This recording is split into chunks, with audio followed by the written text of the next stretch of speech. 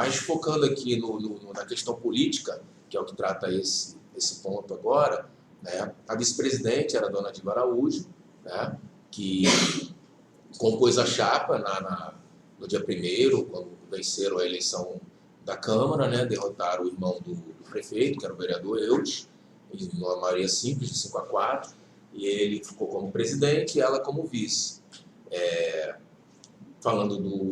Finalizando sobre o Emilson, como gestor principal, ele era o principal líder, a Câmara ela tem um sistema de condução única.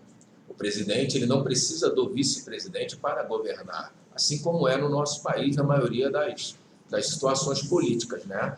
O vice-presidente ele assume alguma coisa na conivência do presidente, ou se por algum motivo o presidente é afastado ou se ausenta por algum fato.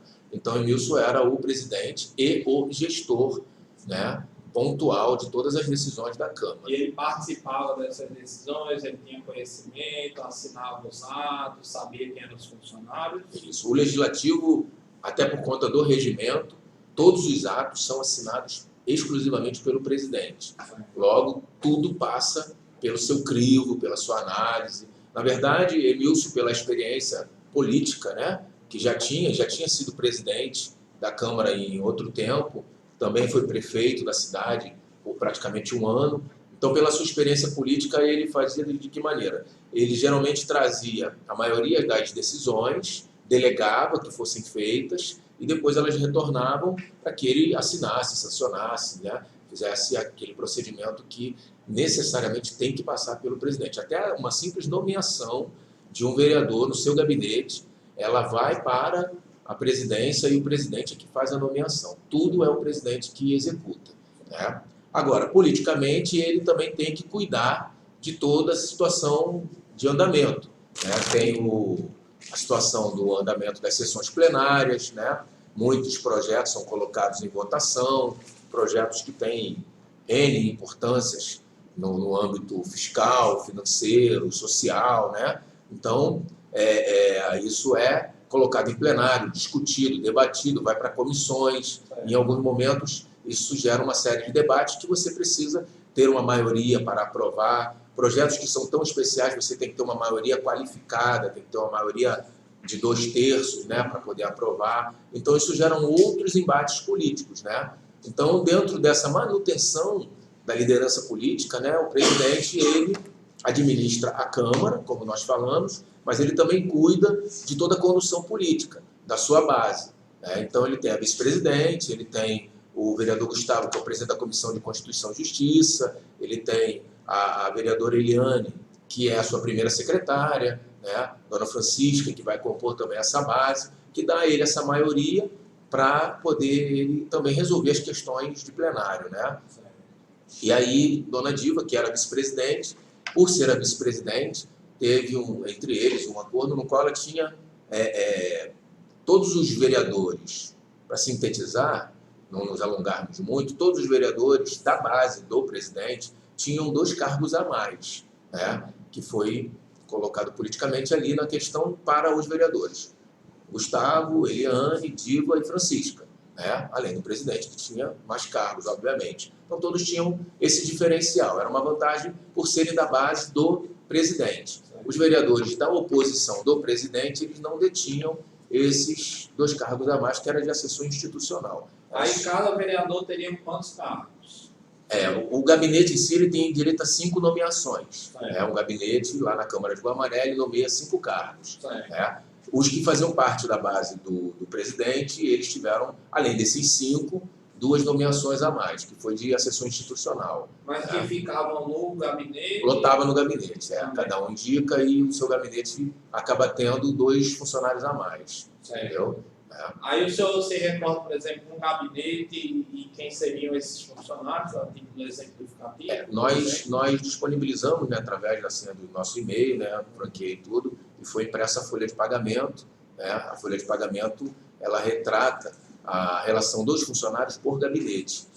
Então, cada gabinete tem lá todos os funcionários lotados naquele gabinete E especificamente. aí dá para ver a distinção entre um gabinete com 7 e outro com 5. É isso que o senhor está explicando? Não, Ou é que aí seria essa você diferenciação desses tem dois cada canais? isso, você tem cada gabinete com 5 nomeados, Certo. né? E tem uma relação de assessores institucionais. Aí nós precisamos detalhar e anexar aí os assessores institucionais de qual gabinete eles eram. Certo. O senhor teria condições de Sim, identificar. senhor. Mas o senhor se recorda de alguma sessão institucional deles? Pudesse dar um nome, por exemplo?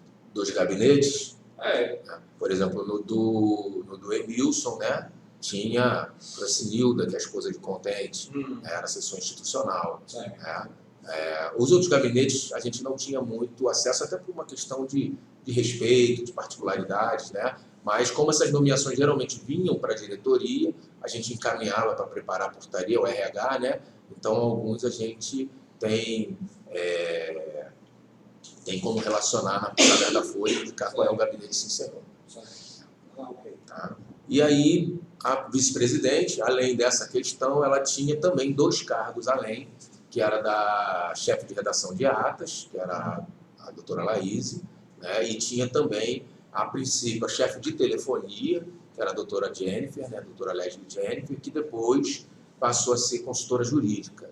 Né? Então ela tinha ainda esses 2 a mais, além desses 2 assessores institucionais. Né? E tinha a questão do buffet, que nós detalhamos no anexo empresa, né? Tem toda a riqueza de detalhes lá, como foi preparado toda a licitação para atender a vice-presidente. Que era um contrato, então, destinado para vice-presidente para, eventualmente, ela oferir recursos, é isso? Sim, senhor. O contrato ele visava atender a necessidade do almoço, dos lanches, mas, ao mesmo tempo, também atendia os recursos que a assessora do gabinete da vereadora que cuidava. Certo, aí o senhor pode continuar. Então, aí havia essa distinção com relação à vice-presidente. Os demais vereadores era da maneira que eu lhe falei. Os demais vereadores tinham contratos, a qual eram destinados ao mesmo? Não, senhor. Era esse contrato que ficava com a vice-presidente? A vice-presidente tinha essas 2 questões que os outros não tinham, né? Creio eu que por entendimento político, né? Porque essas reuniões elas eram mais políticas, então vinham as determinações. O presidente me chamou e disse, olha, eu quero atender aqui a vice-presidente dessa forma. E aí eu começava a trabalhar naquilo que era determinado por ele para atender. Então ele não me deu nenhuma determinação para atender um determinado contrato visando beneficiar nenhum outro vereador do grupo dele, não. O que havia era esses cargos e a questão que nós detalhamos no anexo, a gente fala da narrativa de cada vereador, com mais riqueza de detalhes, dizendo que, por exemplo, Dona Francisca, ela ficou só apenas um período, que ela teve um problema com a prestação de contas eleitoral, né? Inicialmente. A gente vai chegar numa situação particular, acho. De cada vereador, né? Isso que o senhor vai, acho, abordar mais à frente, não é isso? Do grupo político. Não, se o senhor quiser, pode elencar aqui. Desses assessores institucionais, o senhor chegou a ouvir falar que eles também serviam para repassar dinheiro para esses vereadores? O que o senhor tem conhecimento? Isso eu não tenho conhecimento não, doutor. Certo. Apenas do gabinete do Emilson, porque passava por mim para tomar as providências que ele pedia. Que seriam esses assessores institucionais do gabinete do Emilson, é isso? Não só institucionais, como outros também, que foram nomeados em outros cargos, né? Certo. São os 12 que está lá no anexo 3, que tinham o repasse de valores e, ao mesmo tempo, também alguns eram fantasmas, outros não eram qualificados para a função, e a gente detalhou ali. Esses aqui passavam por mim para tomar as providências que o presidente pedia. Certo. Dos gabinetes, infelizmente, a gente não tinha muito acesso, era uma coisa particular, né? Até o acesso ao gabinete ele é restrito, né? Só com autorização do vereador. Certo. Pronto, o senhor pode continuar. Então, para a gente concluir resumidamente aqui essa questão do grupo político, porque ele fala no anexo primeiro, a gente vai apenas falar dos vereadores. Falamos de Dona Diva, que era a vice-presidente, tinha esse referencial, e aí vamos falar aqui dos outros 3 vereadores que compunham a base do presidente. Né? Eu não narrei dos vereadores da oposição porque eles não tinham nenhum vínculo, nada a não ser institucional, nada que relevasse, que trouxesse, né, alguma coisa que fosse colaborar. Então, Dona Francisca, ela ficou por um período, porque ela teve problemas com a justiça eleitoral, na prestação de conta dela. Ela, a princípio, cometeu um erro, nomeou alguns familiares, mas através de orientação ela foi exonerando e trocando, né, e resolvendo essa situação. Só que, como disse, ela ficou apenas 1 ano e 4 meses, 1 ano e 3 Você meses. recorda quem eram esses familiares e quanto tempo cada um passou? Ou se não se recorda, tem como depois trazer essas informações? Nós temos como grifar na folha, porque a folha ela está determinada por gabinete, então alguns a gente até pelo próprio sobrenome a gente já grifou lá, né? A chefe de gabinete era sua sobrinha, permaneceu até o final do seu mandato, que era Como era o nome da sobrinha? era a dona Aline, né? Aline Galdino, né? Inclusive, E aí houve a orientação que ela tinha ciência que a sobrinha não poderia ficar, e mesmo assim ela quis continuar. como ela já estava nesse processo, achando que ia sair, eu acho que ela manteve ali a menina até aquele momento e acabou não exonerando. Exonerou outros, mas acabou não exonerando ela. Ela saiu, manteve. Saiu junto com ela quando ela teve que sair, que ela teve seu mandato cassado, né? Também tem uma... E essa sobrinha dela, como é o nome? Aline. Aline Galdino. Aline Galdino. E sabe dizer a remuneração que essa Aline recebia? Os assessores ganham em torno de 6 mil e poucos reais bruto, 4 mil e poucos reais líquido, né? 4.800, entre 4.500 e 5 mil. Certo. A Aline Galdino, ela tinha alguma formação específica? Não, que eu saiba não. Mas como chefe de gabinete também a função não exigia, né? Mais a administração do gabinete, né? E na condição de sobrinha, houve mesmo que informar a orientação que ela não poderia permanecer no cargo, é isso? Como um todo, né, nós passamos a informação para ela envolvendo todos os casos. Aí alguns ela tomou a providência, só no caso da Aline que ainda manteve. Se você recorda quem foram os outros que ela eventualmente foi exonerando? Eu anotei na folha, está marcado na folha pelo sobrenome, né?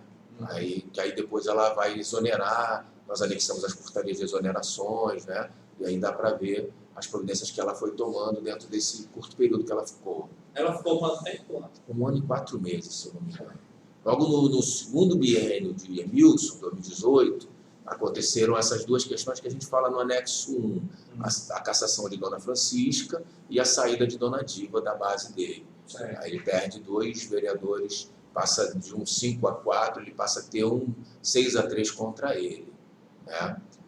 Para finalizar a questão de Dona Francisca, doutor, tem também uma particularidade que ela é dona de uma pousada Aratuá, né, que fica bem próximo ali à Câmara, aonde nós, da administração, nos hospedávamos, né? E dentro do controle financeiro que Emilson fazia, ele destinava um valor que eu pagava lá mensalmente, a Dona Francisca, pela nossa estadia lá. Certo. Quem era que se hospedava nessa pousada? Se você recorda? Assim, havia uma questão muito da questão da administração, né? Quem tinha necessidade, que estava lá e passava semana, né? Então, geralmente eu, o tesoureiro, o contador, o Júlio Filho, que era do setor de licitação, eram os mais frequentes na pousada, né? Variava muito, por exemplo, às vezes a contadora, ela vinha, mas não deu para resolver naquele dia, ficava de um dia para o outro, então dormia lá. Então, tinha outros que eram mais dentro desse período, né? Da necessidade de cada um. Mas, basicamente, era para disponibilizado para o pessoal da administração. E aí o senhor efetuava o pagamento mensalmente.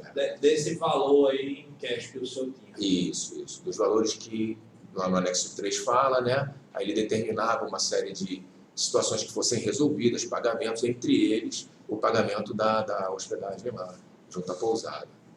Mas a Dona Francisca tinha conhecimento que quem estava pagando, na verdade, era a Câmara, por intermédio de vocês? Como é que era essa não foi um contrato, não foi um contrato oficializado com a Câmara, que aí passaria por uma questão de licitação, né? Então não foi feito dessa forma. Então ela tinha conhecimento que quem fazia o pagamento, na verdade, era o presidente. Era um acerto que existia entre ela e o presidente. Isso. Inclusive, depois que ela deixou de ser vereadora, foi cassada, a gente continuou hospedado lá e o presidente continuou pagando.